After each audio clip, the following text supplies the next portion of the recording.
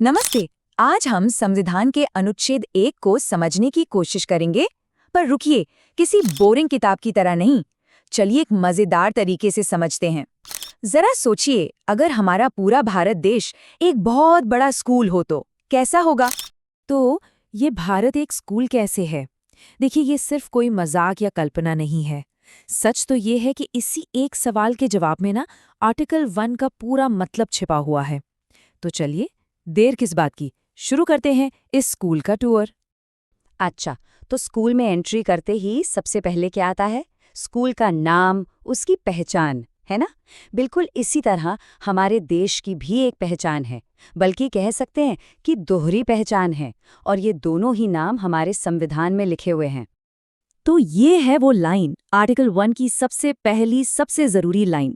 India, जो कि भारत है, राज्यों का एक संघ होगा। आपको पता है, जब संविधान बन रहा था तो इस पर बहुत लंबी बहस चली थी कि देश का नाम क्या होना चाहिए, और आखिर में दोनों ही नामों को अपना लिया गया। अब इस एक छोटी सी लाइन में दो बहुत बड़ी बातें हैं। एक तो देश का नाम, और दूसरा देश का स्ट्रक्चर कैसा होगा। तो दो नाम हैं। इसका मतलब ये नहीं कि कोई कंफ्यूजन है। इसे ऐसे समझिए जैसे किसी स्कूल का एक ऑफिशियल नाम होता है। मान लीजिए एबीसी पब्लिक स्कूल, लेकिन आस पड़ोस के लोग, बच्चे सब उसे प्यार से अपना स्कूल बुलाते हैं, है ना? बस ठीक वैसे ही हमारा संविधान दोनों नामों को मानता है। इंडिया वो नाम है जिससे पूरी दुनिया हमें पहचानती है, और भारत वो नाम है जो हमारी संस्कृति, हमारी परंपरा से जुड़ा है। ठीक है, तो स्कूल का नाम तो फाइनल हो गया, पर अब सवाल यह है कि ये स्कूल बना कैसे है। इसके लिए हमें उसी पहली लाइन पर वापस जाना होगा। याद है, राज्यों का एक संघ होगा। सुनने में ये शब्द बहुत सीधे साधे लगते हैं, पर इनका मतलब इतना गहरा है कि इसी पर पूरे भारत की एकता टिकी हुई है। राज्यों का संघ, इसका सीधा सा मतलब है एक ऐसा रिश्ता जो कभी टूट नहीं सकता। ध्यान दीजिए, संविधान में फेडरेशन ऑफ स्टेट्स नहीं लिखा है। क्यों?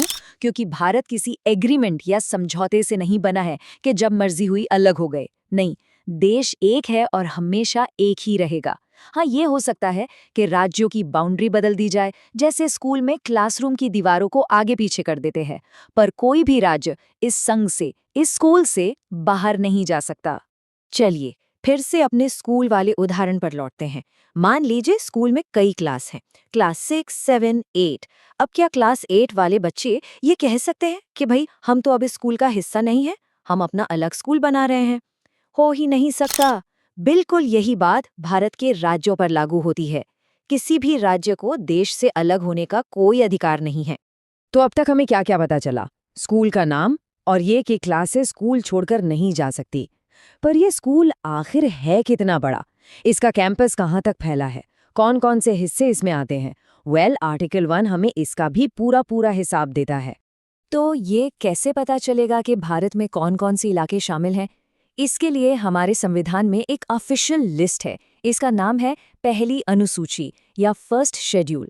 ये बिल्कुल स्कूल के अटेंडेंस रजिस्टर की तरह है, जिसमें हर क्लास, हर सेक्शन का नाम लिखा होता है ना?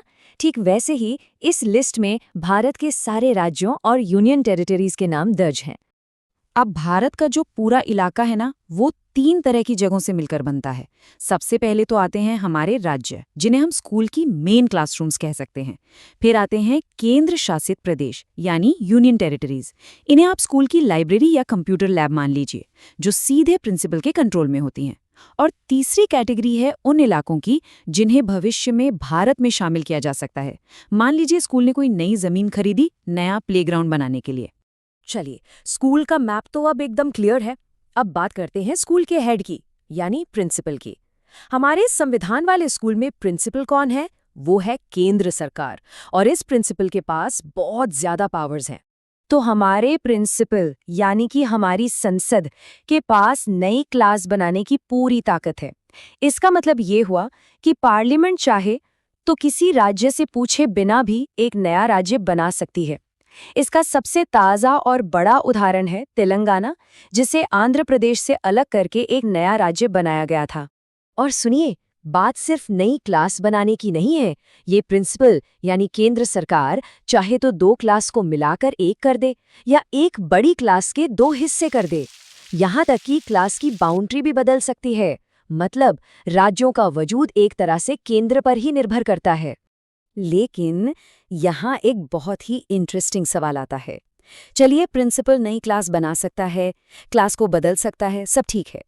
पर क्या प्रिंसिपल स्कूल की जमीन का कोई हिस्सा किसी और को दे सकता है? मतलब, क्या भारत सरकार अपने देश का कोई टुकड़ा किसी दूसरे देश को दे सकती है?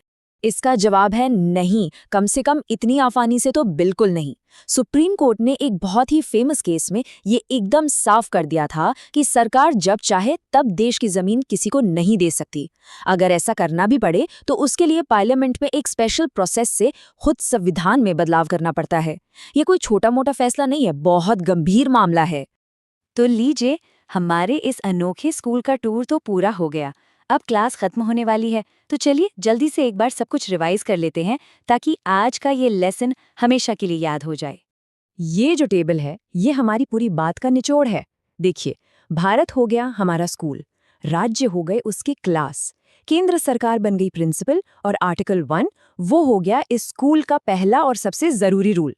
बस इस एक तस्वीर से आर्टिकल 1 की पूरी कहानी समझ आ जाती है। तो सबसे जरूरी बात क्या है? आर्टिकल 1 हमें 3 चीजें बिल्कुल साफ साफ बताता है। पहली, भारत का नाम क्या है।